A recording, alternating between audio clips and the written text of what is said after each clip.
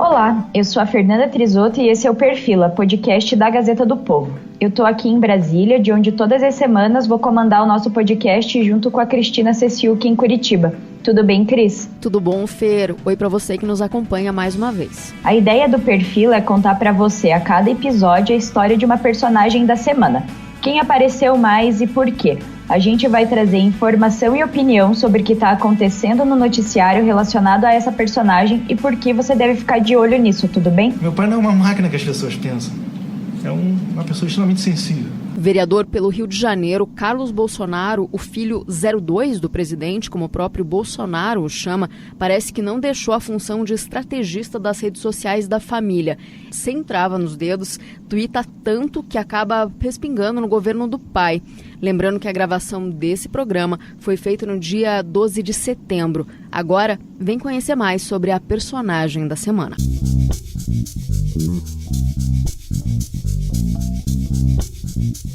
Você pode até não ter ouvido muitas declarações do vereador Carlos Bolsonaro, mas como ele tuita? Essa semana, Carlos resolveu escrever que as transformações que o país almeja não vão acontecer tão rapidamente por vias democráticas. Foi amplamente criticado por uma gama variada de autoridades.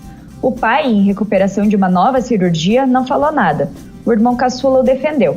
Ele voltou ao Twitter para reclamar. E a culpa é de quem? Da imprensa, claro. Esse discurso com pouco freio e as altas doses de agressividade são a tônica do filho 02 do presidente Jair Bolsonaro. Com 36 anos, ele está no 5º mandato como vereador no Rio de Janeiro. Foi eleito pela primeira vez com apenas 17 anos em uma manobra para tirar a própria mãe da disputa.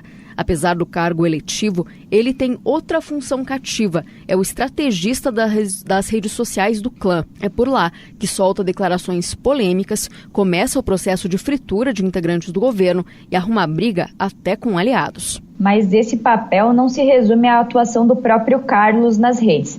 Ele é a mente por trás da estratégia de cativar e manter a militância bolsonarista ativa nas redes.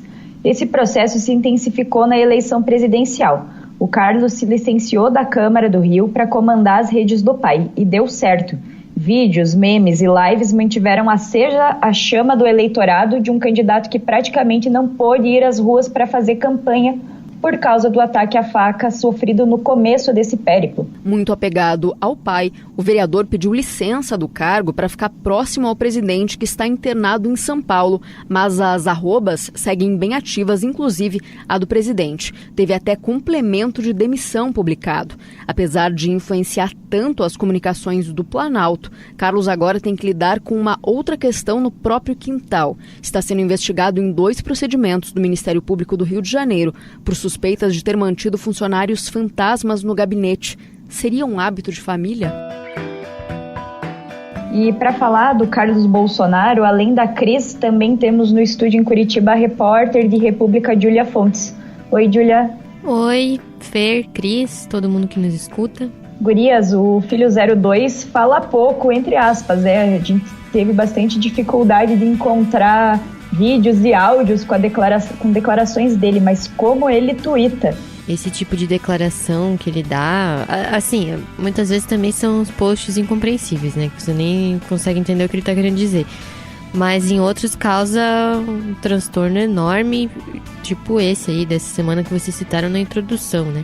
Então pra que falar essas coisas? Não sei, Às vezes eu fico pensando assim, se tem alguma intenção, se é alguma estratégia ou se simplesmente verborragia, assim, sabe? A gente percebe realmente que em alguns momentos, acho que dá para usar realmente essa palavra, né, do atrapalha, mas o próprio pai, né, o próprio Bolsonaro faz questão de dizer que ele não acredita que o Carlos prejudique o governo. Já chegou a falar, inclusive, que acredita que o Carlos merecia, inclusive, ser ministro, porque foi ele que levou ele até ali, né? Falando, é claro, com relação à gestão dessas redes sociais, esse trabalho que ele fez tão acirradamente nos últimos anos, especialmente durante a campanha, porque era aí um candidato que tinha tudo para não dar certo, né? Ele tinha 8 segundos de televisão e de rádio, então a aposta foi feita justamente nas redes e deu certo, né? Na eleição de 2014, se eu não me engano, meu pai tinha cerca de 500 mil pessoas no Facebook e eu sozinho mexendo naquela ferramenta, tentando orientar as pessoas que tinham muitas dúvidas. É comum as pessoas perguntarem: será que eu que moro na Paraíba consigo botar no Eduardo que mora em São Paulo? E eu sozinho respondia aquelas pessoas e aquilo foi tomando conta de mim. E você, de certa forma, se você não se controlar, você deixa aquilo tomar conta da tua vida. Então, junto com a espontaneidade das pessoas, com o teu foco, com a tua vontade, o meu pai teve uma surpresa muito grande, que foi, graças, é claro, com a informação que ele tem. Porque não adianta você ter a rede social na mão se tem informação. A informação que ele tem, com que o público espera que ele dispare. Você tem uma máquina gigantesca na mão. Então, sem querer, deu certo. Usou a máquina. E eu usei, sem querer, deu certo. E ele percebeu aquilo, eu percebi aquilo. Então, a partir daquele momento, foi só adiante. É claro, com escorregões, claro, todos nós erramos. E eu acredito que muito mais acertos. Tanto é que a gente chegou onde chegou até hoje. Então é uma coisa que dá essa sensação e dá essa dinâmica de causar algum mal-estar, acho que dentro do próprio governo, até com aliados, como ele faz, mas acaba gerando o resultado que se espera, né? Porque eu acho que ele conversa muito com o eleitorado propriamente, ele não está ali necessariamente fazendo um papel de articulador, né? Ele faz questão, inclusive, de dizer que não é esse o papel dele. Pois é, mas aí eu acho que tem um problema, né? Que a gente vem falando já em vários programas. Isso pode ser uma estratégia interessante de campanha, né? Então, você falar dessa forma, sem muitas papas na língua, digamos assim, e falar para os apoiadores, né? Isso funcionou na campanha, legal, beleza. Mas agora é outro momento, e acho que falta essa percepção.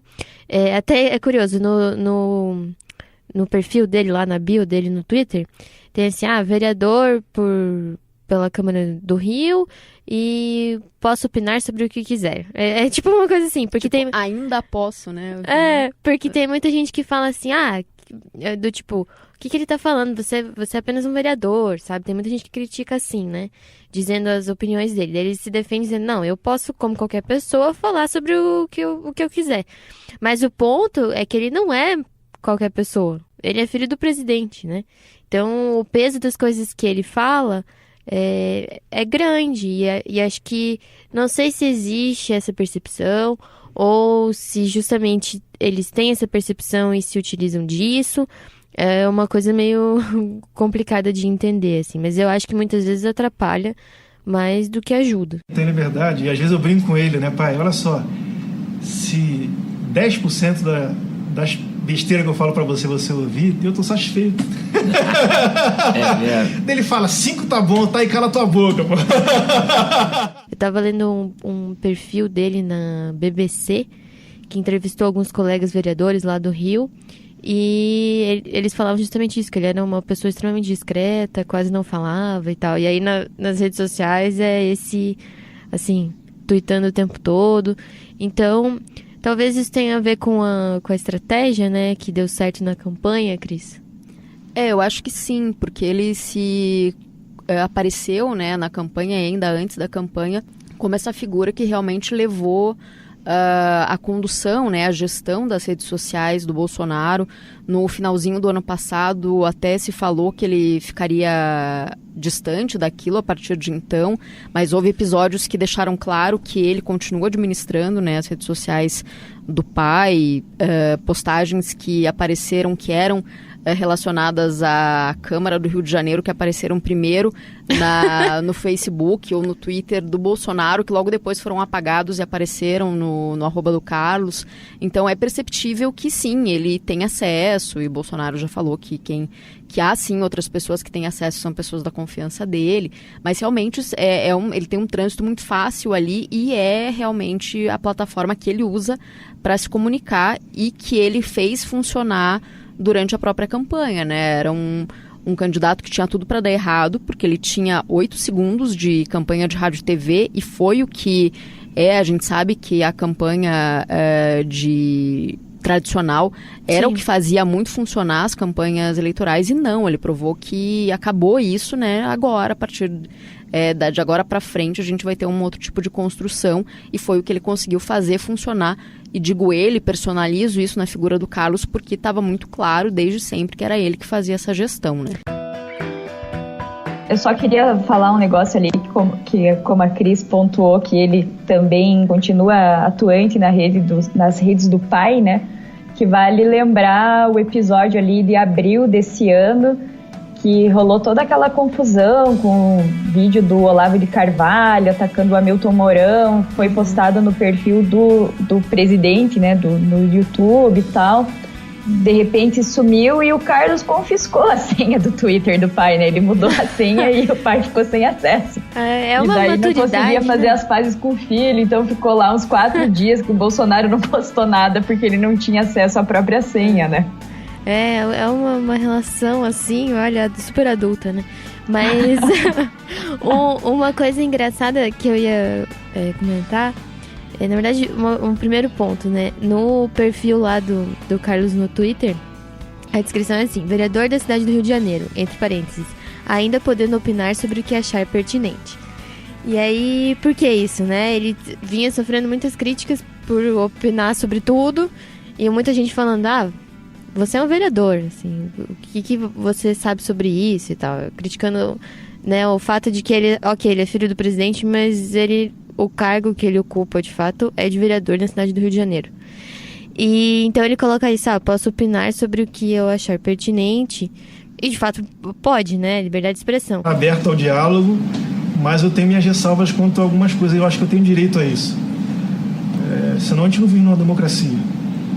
Tanto eu tenho que entender isso, quanto os outros têm que entender isso também. Eu acho que isso é muito importante. Mas o ponto é que ele se comporta muitas vezes ele fala como se ele fosse uma pessoa comum qualquer, né? E ele não é, ele é filho do presidente. Então as coisas que ele diz têm um peso na opinião pública. E aí eu não sei até que ponto eles sabem desse peso e se utilizam disso de modo, sei lá, estratégico, seja lá qual for essa estratégia, ou se é realmente, assim, verborragia pura, sabe? Ir lá falar sem pesar as consequências, como o que aconteceu agora, por exemplo, essa semana que a gente comentou da história do post lá sobre democracia, né? Vou ler o tweet do Carlos Bolsonaro para todo mundo, caso alguém não tenha visto, saber do que a gente está falando. Ele tuitou o seguinte: por vias democráticas, a transformação que o Brasil quer não acontecerá na velocidade que almejamos. E se isso acontecer, só vejo todo dia a roda girando em torno do próprio eixo e os que sempre nos dominaram continuam nos dominando de jeitos diferentes. Essa frase ele conseguiu, né, fazer com que todo mundo o atacasse, né? Repreendesse, né? O Mourão, o general Hamilton Mourão, que está temporariamente na presidência, foi um dos que reagiu. Das mudanças que o governo quer fazer no país, o senhor acha que dá para fazer no sistema democrático? Lógico, pô. Senão a gente não tinha sido eleito, né?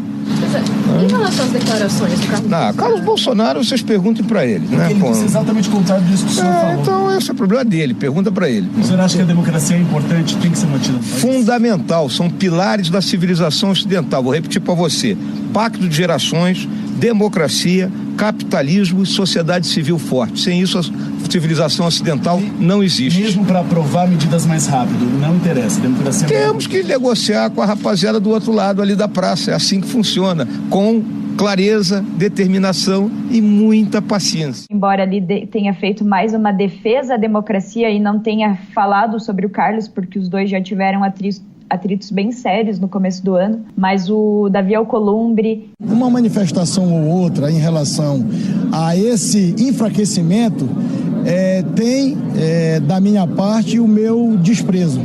Eu confio na democracia, eu acredito nas instituições e é por isso que eu cumpro o meu papel tentando dar estabilidade para um país de 200 milhões de brasileiros que aguardam as nossas respostas para emprego, para mais saúde, para mais educação. E o Rodrigo Maia... Preferi nem comentar esse assunto, né? Porque não é uma declaração que não cabe num país democrático. Mas a gente viu o que aconteceu com a Venezuela.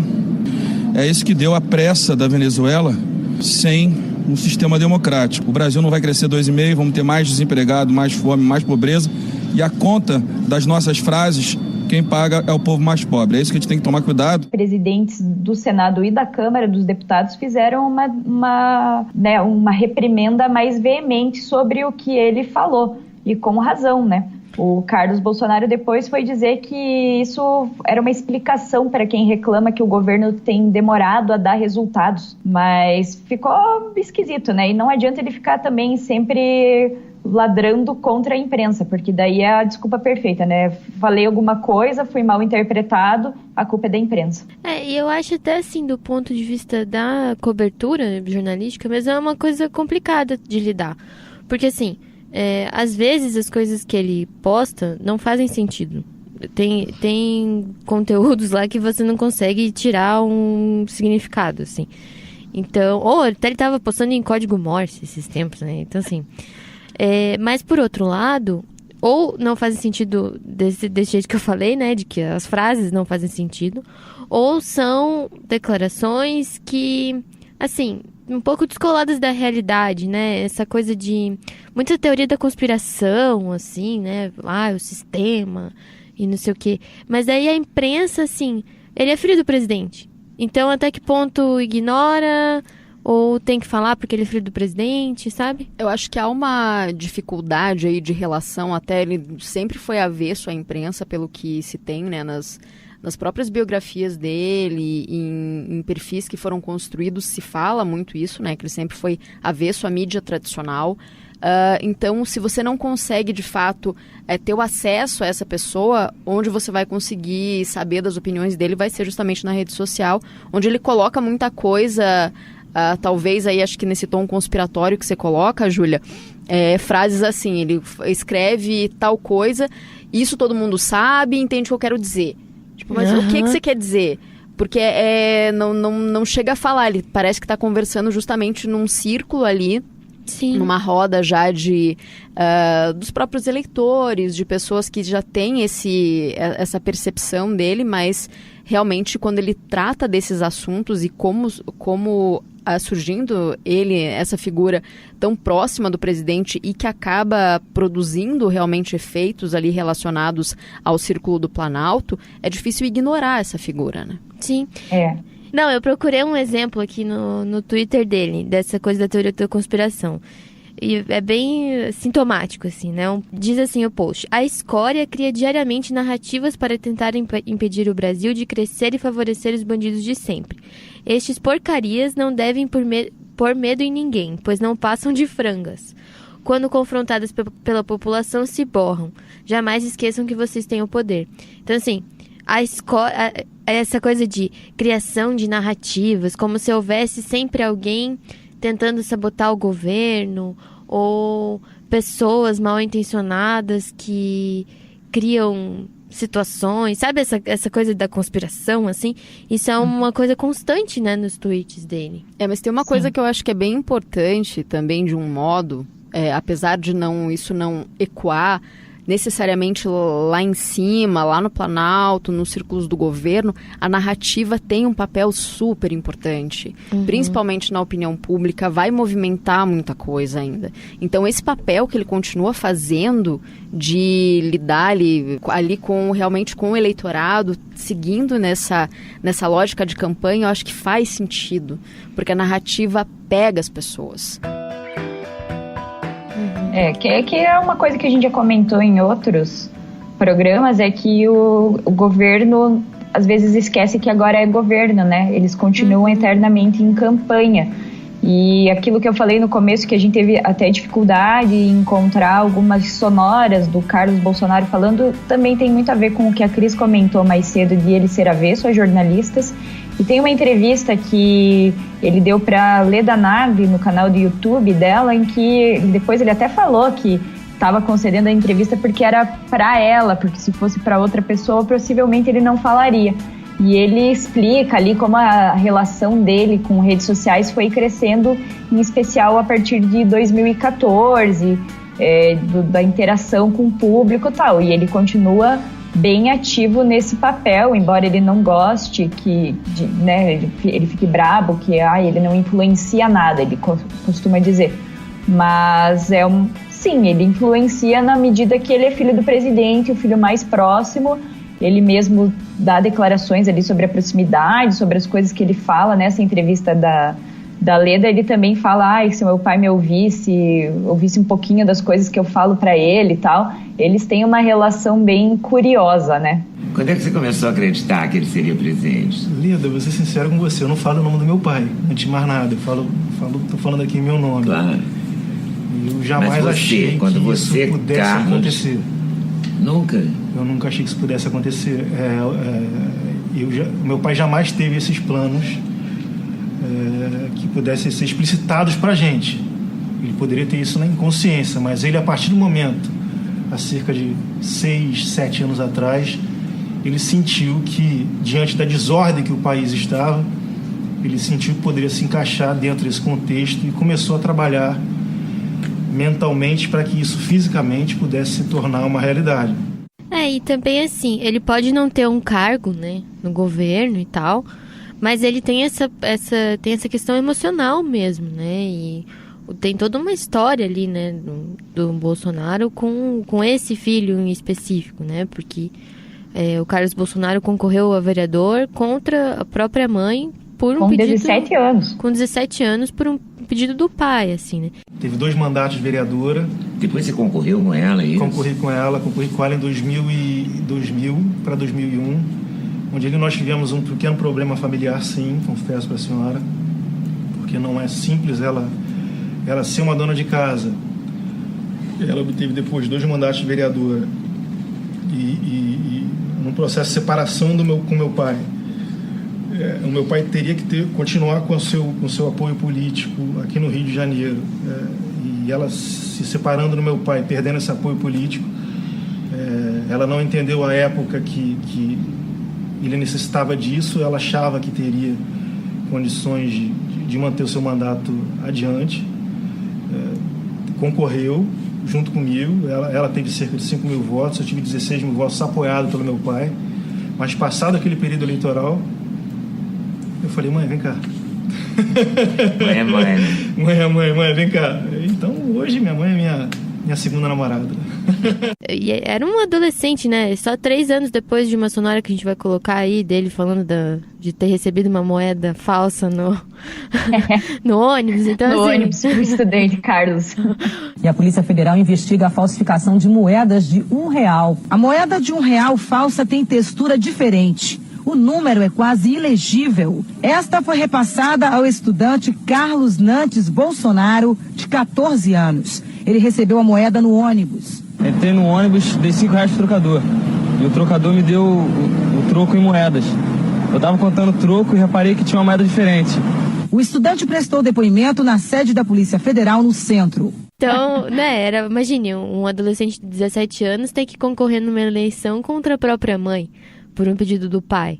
E ele admite que isso rendeu crise na família, que isso rendeu alguns problemas familiares, né? Reza a lenda que ele mesmo renderia em qualquer uma, sem falar com o pai. Sim, e renderia problema em qualquer família, né? Imagine. Sim. É uma situação completamente estranha, bizarra, assim. É quase uma exacerbação da alienação parental, né? Você vai concorrer com a sua mãe. E assim, tem outra coisa que é engraçada, né? Que o Bolsonaro trata os filhos, que são todos trintões, né? Pelo amor de Deus, como se eles fossem umas crianças. Coitado do menino, né? É um moleque, é um jovem, né? Fala isso pro Flávio, fala isso do Eduardo e pro Carluxo, que é o apelido dele de infância e que é usado bastante, né? Porque para se referir a ele, né? Enfim, dar uma pegada no pé. O Carluxo parece, às vezes, que é uma criança, né? Basta lembrar que foi o filho que entrou no Rolls Royce da presidência na posse do pai, né? O pai com a madrasta e ele sentadinho atrás. E agora, no 7 de setembro, no desfile também, né? Isso ainda que o Bolsonaro achou uma criança lá no meio do caminho e chamou o menino para desfilar junto. Então tinha o Bolsonaro, uma criança aleatória, e o Carluxo ali, sentadinho, observando o pai, né? Parece que ele tem... toda uma coisa assim super protetora, né?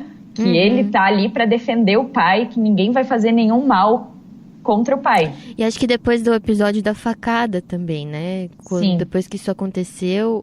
As pessoas foram no caminho, eu encontrei meu pai caído no chão do bar. Então a gente vinha conversando com ele dentro do carro. 0 a 10, capitão, como é que você tá? Eu E ele conversava com a gente. 5, mas tá doendo. Eu vi meu pai indo embora 2 vezes. Até tem um perfil bem legal do Carlos Bolsonaro na Piauí, escrito pela Malu Gaspar, e ela fala, né? Ela também não conseguiu falar com ele, porque afinal ele não fala com a imprensa, mas falou com várias pessoas próximas ali. E ela fala a matéria fala desse episódio da facada e uma narrativa que o Carlos acredita, segundo essas fontes, é de que a facada seria para ele, não pro pai dele, né? Sim. Então, assim, tem todo... E daí depois desse episódio, eu acho que se intensificou essa coisa da teoria da conspiração, né? De que todos estão contra o Bolsonaro, de que ele pode sofrer alguma coisa desse tipo de novo. Então, isso talvez tenha até aproximado mais ali, né? O pai do Carlos em específico e dos outros filhos, né? Afinal, ele quase morreu.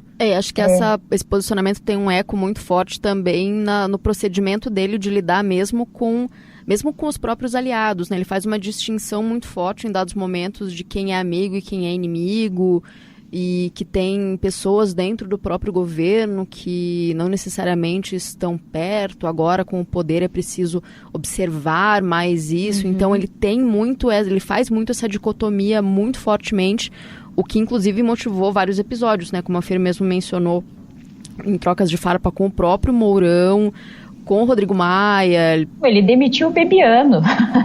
Gustavo Bebiano, que foi o primeiro-ministro que caiu, foi fritado pelo Carlos Bolsonaro. Uhum. Totalmente. No dias antes do ano, ainda, lá em fevereiro. Né? É isso. Ele não tem um cargo, mas ele tem um papel muito, muito importante no governo, né? Isso é um comportamento interessante, porque se você for ver, os ataques... esse tipo de ataque contra aliados, que agora já não são mais considerados tão aliados assim, contra a imprensa, o próprio presidente fala também, né, disso, por exemplo, fala contra a imprensa, falou agora do Marco Sintra que foi demitido, então ele falou no próprio Twitter dele, mas não com tanta frequência. E o perfil do Carlos e dos outros filhos, do Eduardo, o Flávio não twitta muito, né, mas o Eduardo e o Carlos...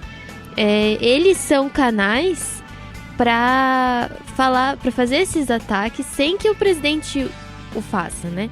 Sim. Então, o Carlos vai lá e fala, e afinal ele é vereador. Então, é o que ele coloca ali, eu posso falar sobre o que eu quiser.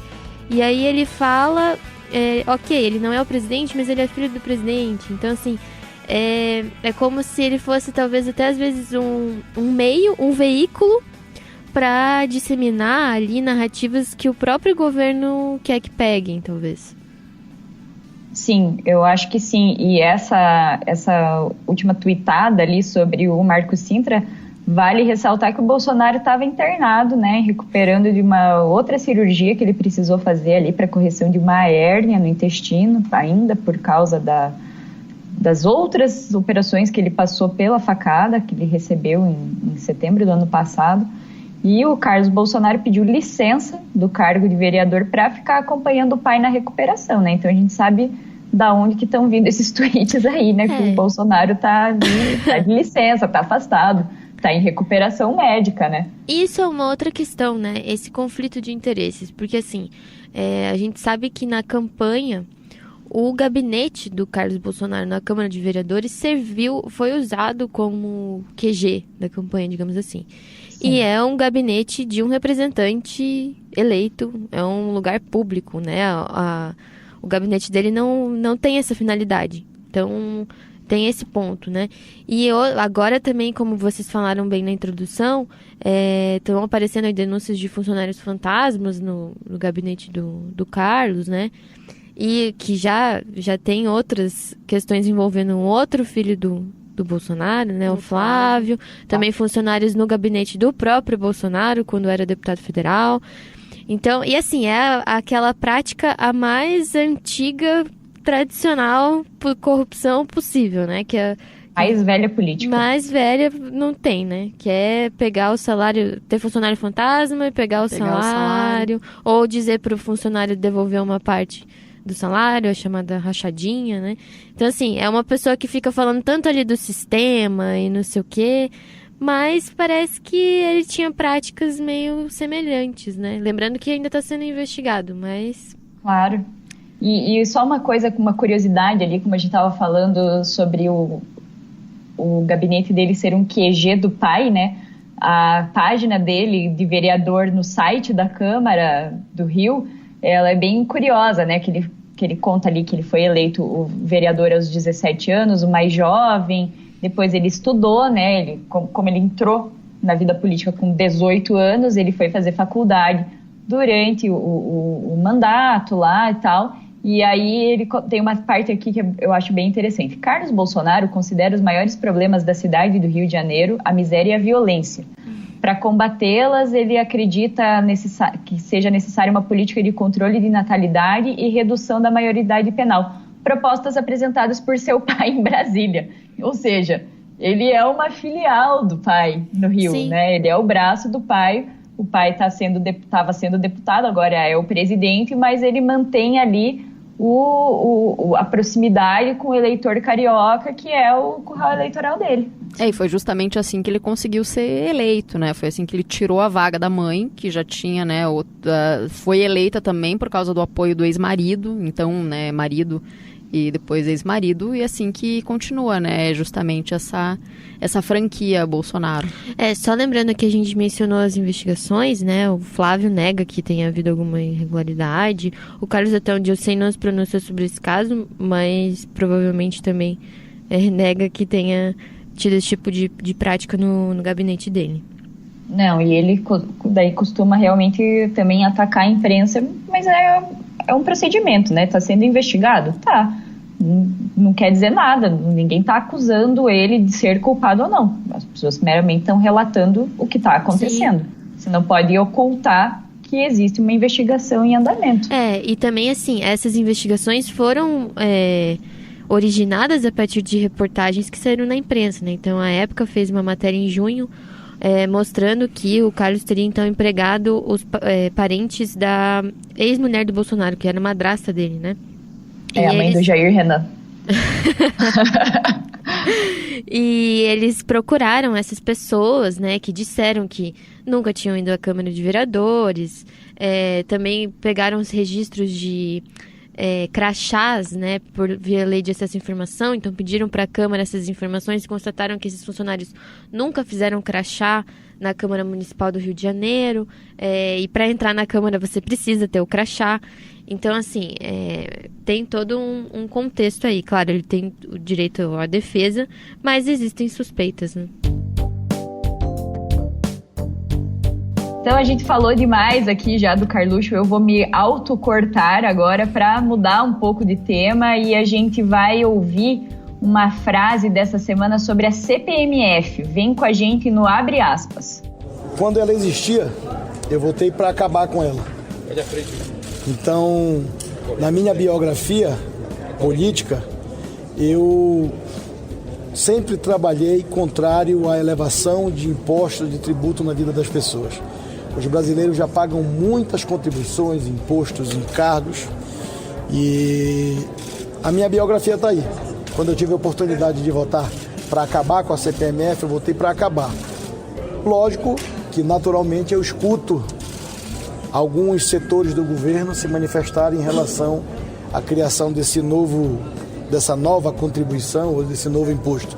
E a minha posição é que não é possível, os brasileiros não aguentam mais pagar imposto. Essa declaração aí foi feita pelo presidente do Senado, Davi Alcolumbre, para jornalistas na quarta-feira, no dia 11 de setembro.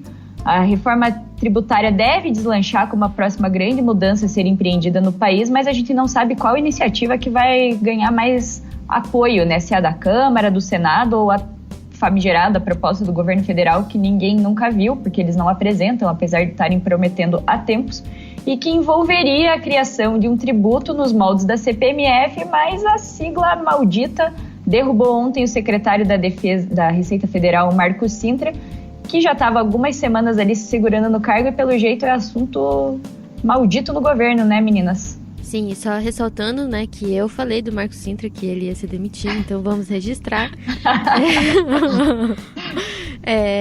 Mas assim, é curioso essa coisa de usar a CPMF como justificativa para demitir o Marcos Cintra.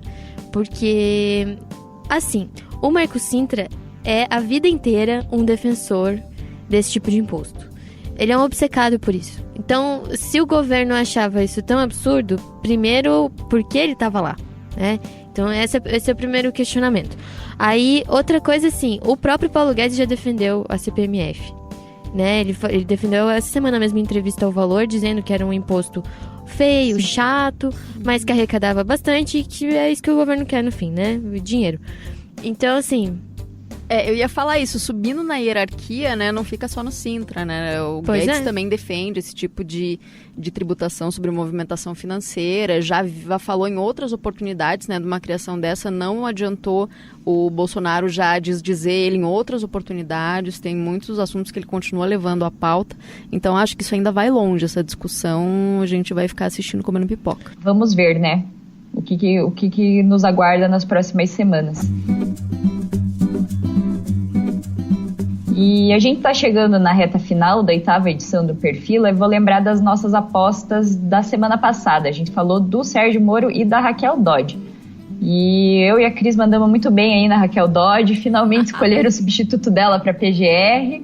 E eu acho que a gente vai falar dele na semana que vem. O subprocurador-geral Augusto Aras, que foi indicado quebrando a tradição de tirar um nome da lista tríplice, tem enfrentado uma certa resistência em quadros ali do Ministério Público e vai enfrentar também uma sabatina no Senado para ser avalizado no cargo. E é prova de fogo para ele e para o governo, porque está cheio de pauta importante no Senado nesse fim de ano e vamos ver como é que está o apoio ao governo Bolsonaro nessa casa, né?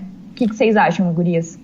Eu vou votar no Paulo Guedes, justamente por todo esse rolo aí com essa história do Marcos Cintra e da reforma tributária, agora com o presidente se recuperando aí dessa cirurgia e voltando ao trabalho, talvez isso vire uma questão. O Paulo Guedes defende o ACPMF, então vamos ver como é que ele vai se relacionar aí com o Bolsonaro em relação a isso.